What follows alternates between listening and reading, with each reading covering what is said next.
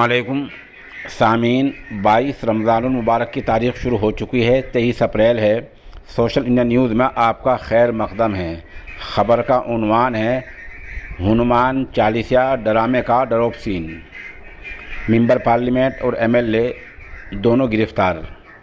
मामला रियासत महाराष्ट्र के इलाका शहर मुंबई का है, जहां के आज़ाद मेंबर पार्लियामेंट नवनीत और उनकी अहलिया आज़ाद मेंबर असम्बली रवि दोनों ने आज ये ऐलान किया था कि वज़ीर आला की रहायशगाह श्री मातो के सामने जाकर हनुमान चालीसा पढ़ेंगे। ये मुखालफत वही अज़ान की मुखालफत और लाउड स्पीकर की मुखालफत थी। इसी मुखालफत में हनुमान चालीसा के पाठ का ऐलान किया गया था। शिवसेना वालों ने इससे पहले कि ये दोनों घर से निकलते मुहाज को संभाल लिया और उनके घर पर आकर धरना देना और मुजाहरा एहतजाज शुरू कर दिया। उधर श्री मातो के वहाँ पुलिस और शिवसेना वाले इकट्ठे हो गए।